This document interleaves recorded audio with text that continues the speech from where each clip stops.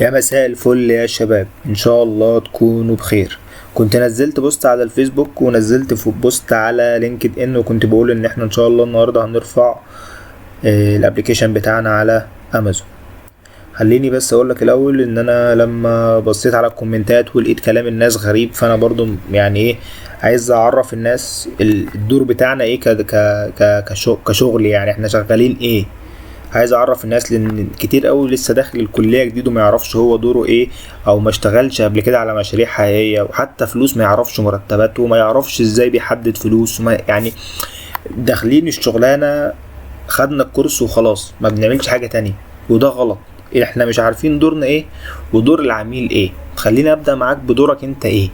دورك انت ما توفرش للعميل الاكونت وفي ناس بتتكلم معايا تقول لي طب ما العميل مش عارف ايه، والعميل حرام يدفع تدفعهم انت ال $25 يعني تجيب له انت الفلوس. اللي هو انت بتاخد كام اصلا في الشغلانه؟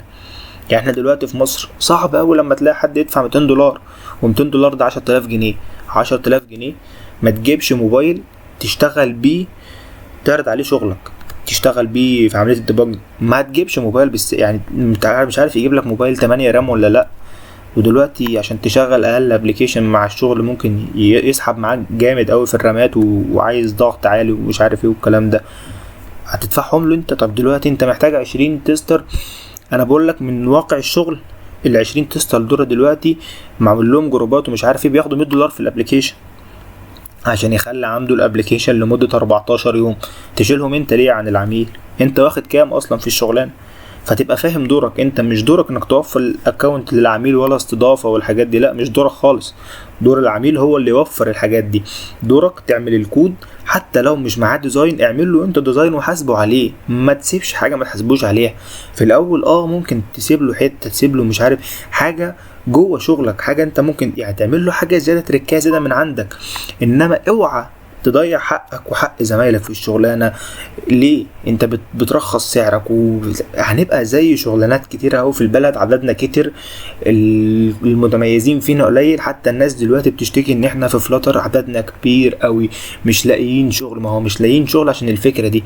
في ناس بتوافق ب2000 و3000 جنيه وهو بيضيع وقته وبيضيع وقت العميل، والعميل بعدين بيرجع يشتكي ويشتم فينا. كنت بتكلم مع حد على الجروب بيقول مش عارف، ما فيش اصلا حد ديفلوبر دلوقتي جونيور يقدر يشتغل في الشركات ومش عارف ايه، واخره 3-4000 جنيه. لا يا عم، في ناس كويسه، بس هو ده اللي متاخد عننا ان احنا وحشين عشان الحتت دي.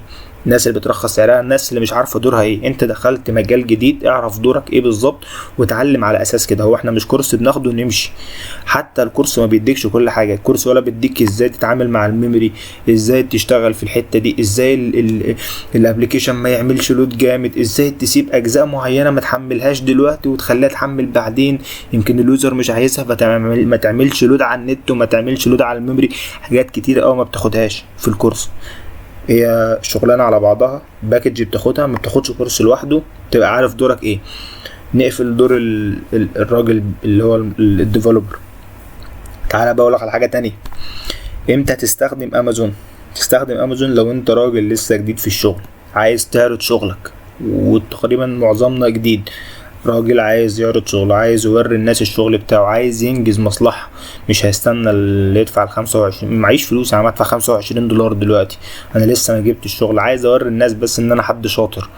عايز اي حد فاهم. هي دي الفكرة. انت بتعمل بورتفوليو لنفسك. انا ما بقولكش روح خد للعميل ونزل. العميل عايز يعمل تيست، اديله ده، قول له خد جرب، طيب شوف الدنيا فيها ايه.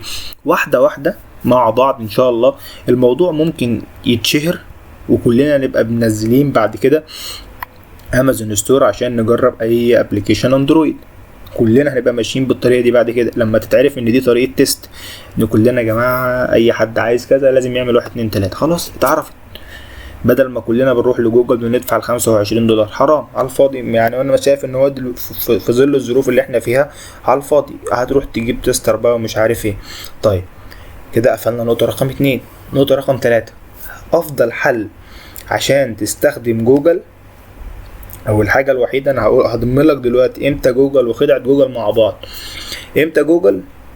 لو انت هتشتغل لعميل، لو انت حد كبر وبقى معاك فلوس، خلاص يا باشا اشتري اكونت. انا بقول لك من دلوقتي اهو، لو معاك $25 روح اشتري اكونت.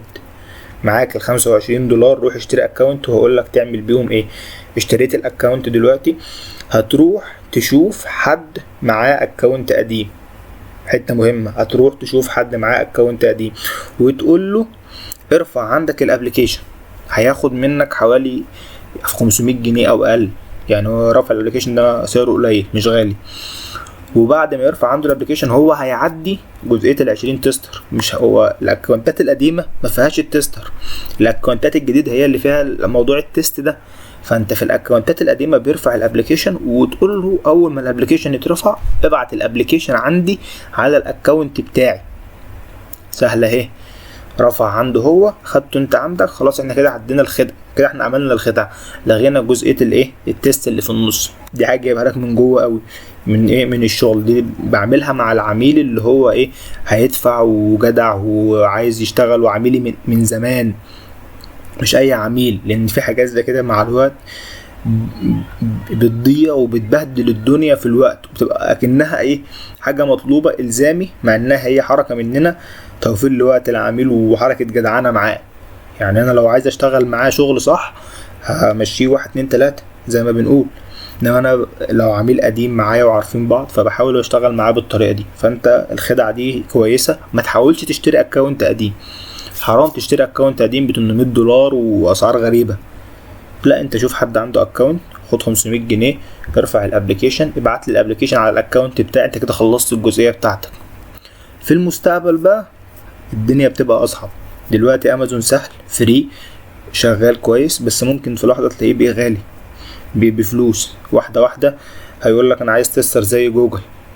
هي دي الفكره. ما هو جوجل ما كانش كده زمان، جوجل ما كانش كده خالص. فالحق دلوقتي جرب وشوف الدنيا فيها ايه، ونقف لحد هنا ونكمل ان شاء الله المره اللي جايه.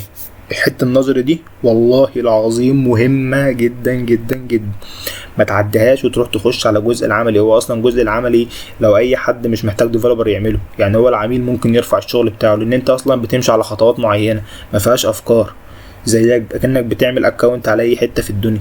ده اسهل من الفيسبوك كمان. فالنظر ده المهم اللي محدش بيتكلم فيه، اللي ما بتشوفوش غير في الشغل نفسه لما تخش جوه الشغلانه نفسها. فاتمنى محدش يعدي الجزء ده. الجزء ده اهم جزء، اقسم بالله اهم من الاكونت اللي هيتعمل والشغل التاني. هي دي الحته المهمه بجد. وشكرا والسلام عليكم.